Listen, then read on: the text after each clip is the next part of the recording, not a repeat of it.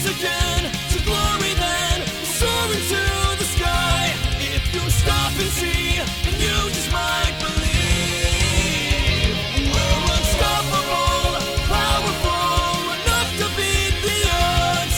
If you love me, you will see the flames inside of me.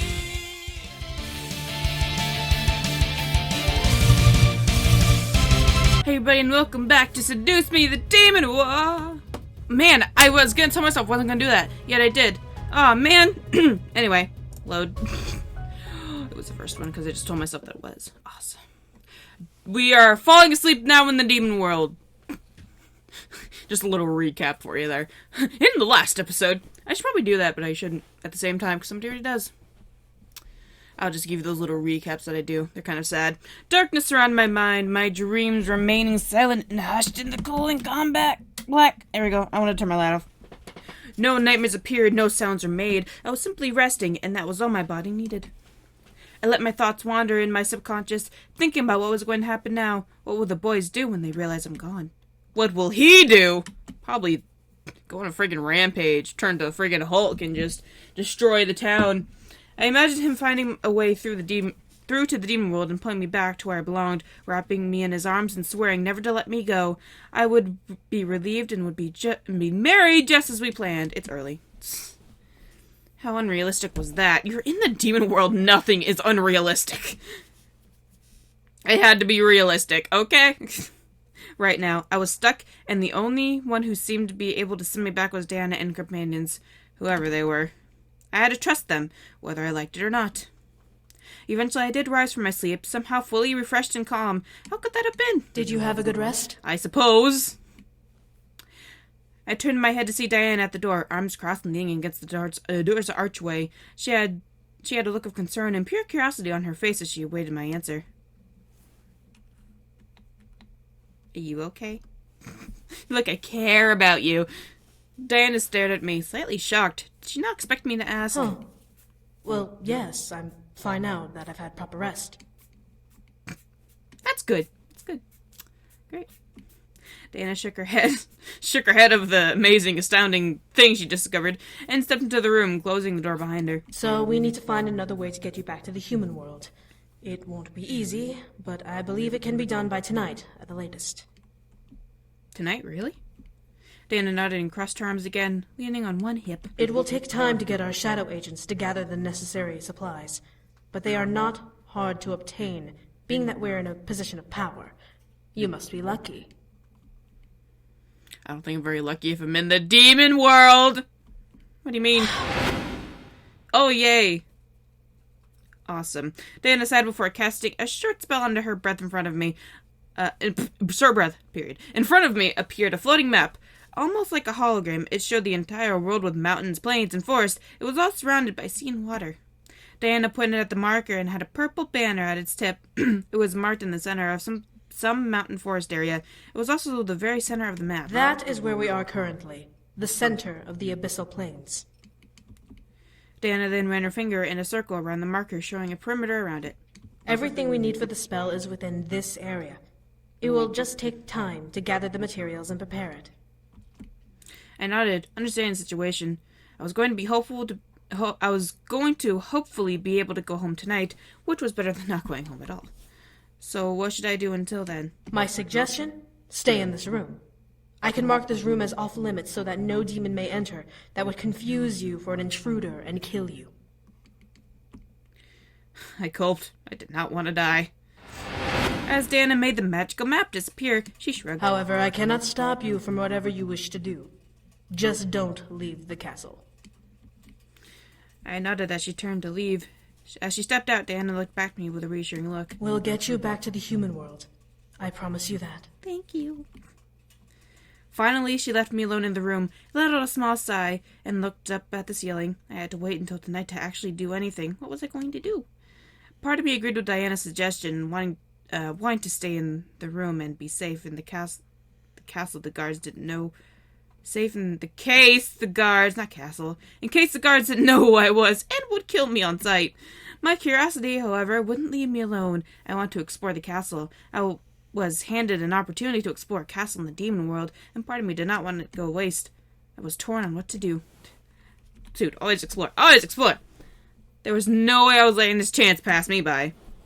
I stood and walked towards the door, opening it a crack and looked around. There was no one in the hall, but there were two directions to go. Which way? Let's go left.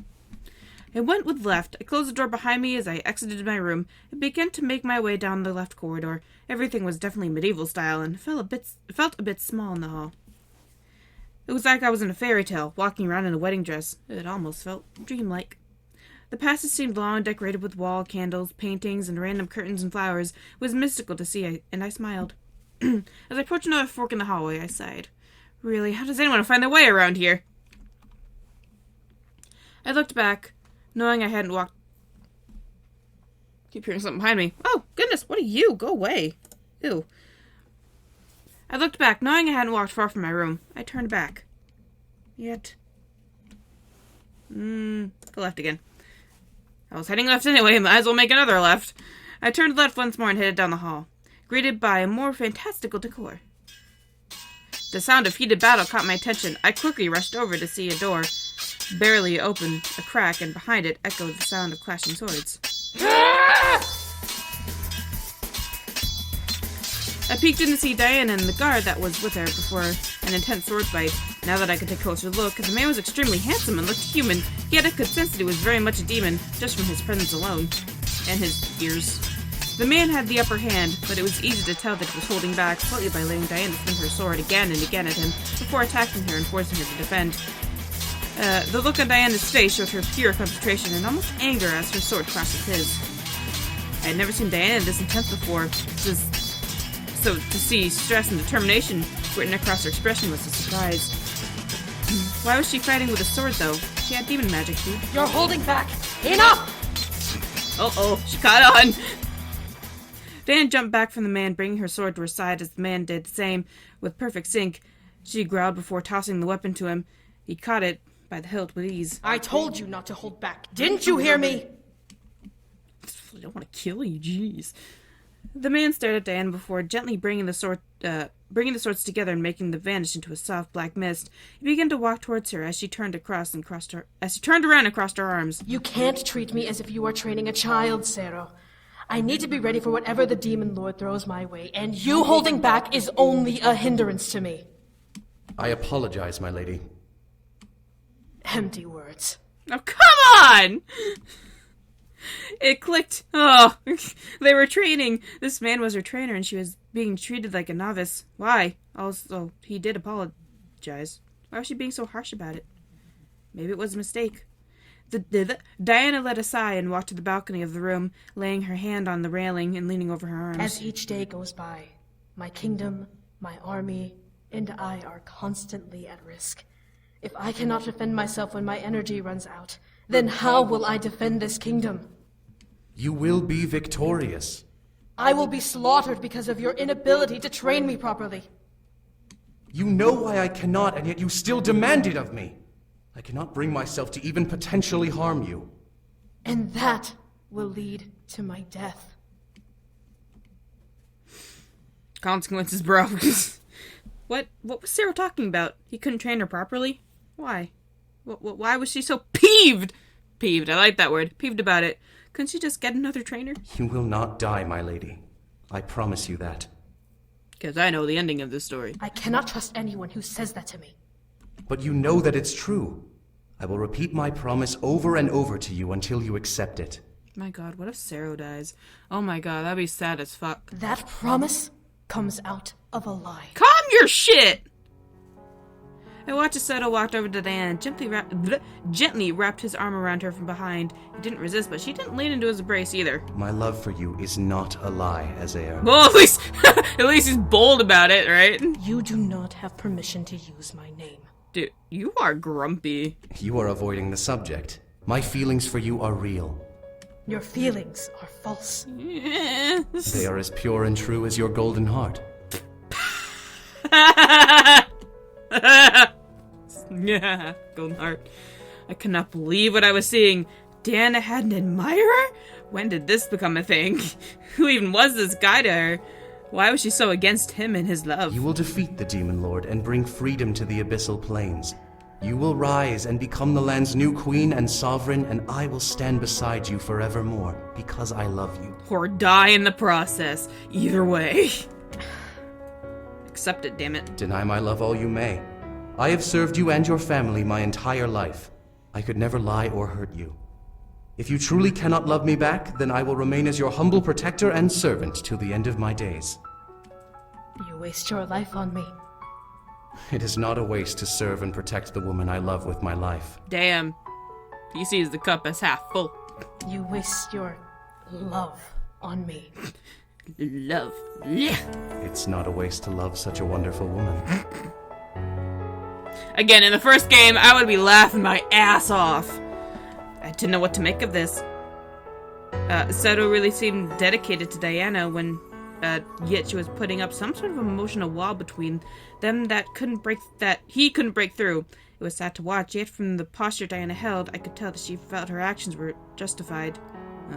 Maybe she was trying to protect him from her. Maybe she didn't want him to get hurt. I had seen firsthand what she could do. If you had something she needed, this must be how she acted when something needed her. Oh! Oh my god! Whoa! What the fuck? Well, you can't just throw that at me! What? Where does clothes go?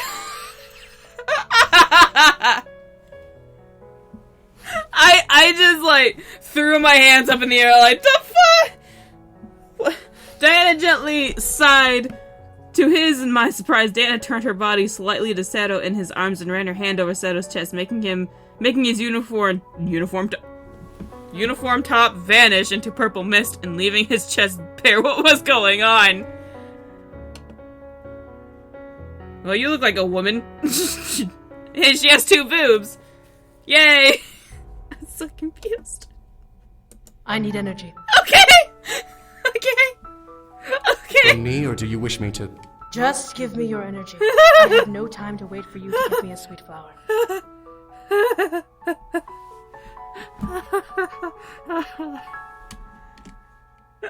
Okay, I think it's time to leave, considering what's about to go down. Wait, in here, though? Whatever floats your boat, guys. Whatever floats your boat. Settled up before gently turning Diana fully to him in his arms and kissing her. For some reason, it may have looked like a normal kiss, but I could feel the love and passion that ran through it. It was almost magical to watch. One thing was for certain, however, he really did love her. The way he held her, painted his feelings like a picture, so openly, gently, and lovingly. Did she love him, though? She simply had one hand holding one of his arms, while the other rested against Seto's back. Oh, I think I just skipped one.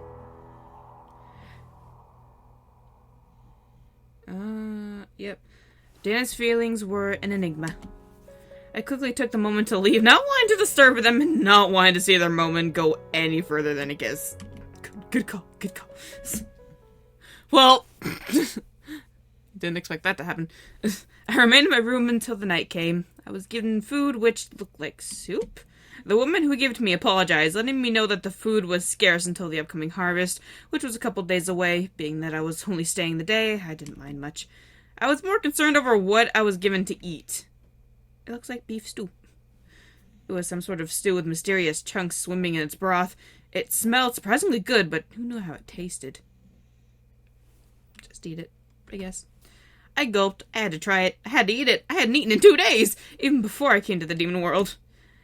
I was pretty certain Diana wouldn't poison me now, and I was fairly sure that she wouldn't serve me anything disgusting. I lifted the spoon that was sitting in the broth, letting it capture some of the stew as it rose. What? Okay. Oh, right. I mean, it wasn't terribly scary to look at. I gulped, slowly brought the spoon to my lips, feeling the heat emanate from the stew. And knocked right at my door, breaking me out of my train of thought. Come in! The door opened to reveal Diana with a plate holding things I recognized. Bread and cheese! I let out a heavy sigh of relief before Diana laughed. I suggest not trying that. As good as it smells, the taste would not sit well with you. Then why was it given to me? Instantly, I moved the bowl to the nearby table, thankful that I did not have to try it. Diana handed me the plate and nodded, reassuring me that what it was indeed what it seemed. It's not much, but it's human food. Eat up. I will. I began to chow down, feeling the hunger in my stomach dissipate with each bite and swallow. The food I was eating surprisingly was delicious. As I began to crave something to drink, Diana chuckled and formed a small goblet in her hand, filled with clear liquid that I assumed to be water. I took it and drank down, feeling my thirst quenched before I let out another sigh. I feel so much better. I can tell. Take a moment to finish eating. Then we'll head for the ritual. I looked up at Diana, suddenly excited. Everything was prepared for? Was it possible to go home now? As she read my mind, she smiled a bit. As if she read my mind. You're not Damien. We finished the main preparations. We just need to head over and we'll start. Sorry, I had to take a drink.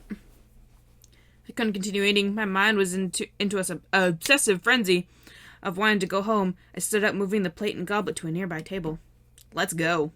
Huh? Are you sure? Positive. I nodded, not wanting to waste any more time. I needed to get home, and I was tired of waiting. Diana stared before nodding and heading for the door, opening it for me, and exiting after me as she closed the door. Use a frickin' period. Behind her, I could feel my heart flutter in relieved joy. I was heading out!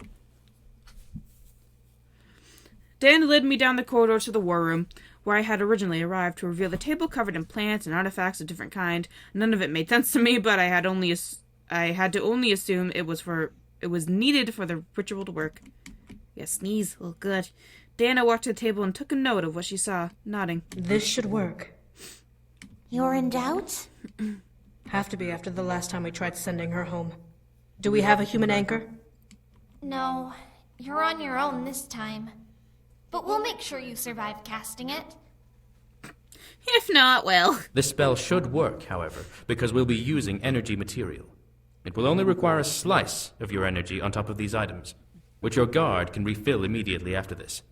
Just make sure you don't die casting it. The faith.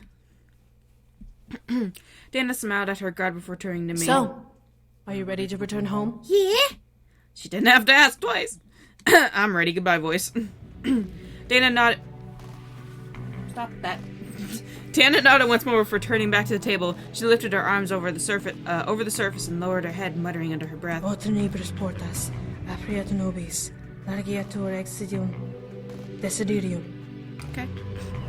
As she spoke, the table began to glow as she did. A dark purple aura began to surround her form as she lifted and arched her back, staring at the ceiling. A glimpse of her eye made me gasp. Warm gold orbs covered her blood-red irises, glowing with magic. She was deep within the spell, and I could see it slowly draw energy from her body. The items on the table began to gleam wildly, light orbs floating from them and dancing about in the air above. Sorry, the sounds. The table's surface. They began to weave back and forth with each other, almost as if the lights were dancing to a silent tune. The other demon stepped back as Diana moved her arms up and pointed to the dancing light. Her fingers pointed into the air, leading the lights to follow where it directed obediently. She drew a large circle in the air, and the lights followed with a perfect trail, spreading out and forming a large void in the air. As they finally stopped moving, they burst into a bright light. God, causing the demons and I to cover our eyes from it. And it engulfed the room, but died down just as fast, revealing a small tear in the air. Dana quickly leaned forward and dug her hands into it before pulling the tear apart, revealing my bedroom! Hey, bedroom. Dana continued to pull the tear open, giving enough space for me to jump through. Hurry and go through! This is your chance! I wasn't going to let it go to waste. I gripped the bottom of my dress and rushed forward, using momentum to jump into the air and forward towards the void. I could almost reach it. I could feel the air conditioning of my room right at my fingertips. She will never leave this world alive! Fucked. I was fucked. The demon lord's voice rang through the air just as I saw my fingertips pass through the tear. What stopped the rest of my body was a red... It's like her fingertips got cut off. That suck. What stopped the rest of my body was a red light and a force forcing me and Diana back from the opening. I could totally be a voice actor. Okay. I felt my body fly backward and slam to the wall before I landed on the stone ground. Heard Diana as well land beside me with a painful thud. I looked up and felt my heart break as the tear became wrapped in red lightning, zipping itself closed and vanishing into thin air. No, this could not be. Damn it! Jesus. That should have worked. How could it have failed? You must have missed something. Was there anything we had forgotten? No. I verified everything myself. Then why was the Demon Lord able to overpower a gate spell? Yell at him! He doesn't know! I highly doubt you know either, brute. Stop fighting! We need to make a plan and all of you are just being stupid! Shush, guy. Stupid! Stupid! Are you Jesus. alright, Isaiah? I'm fine. Is... I was too lost in my mind to fully understand what was going on around me. I was so close. I felt the other side. I had almost made it home. Why couldn't I go home? And with that, hissy fit, I'm gonna end it here. I'll see you guys in the next episode.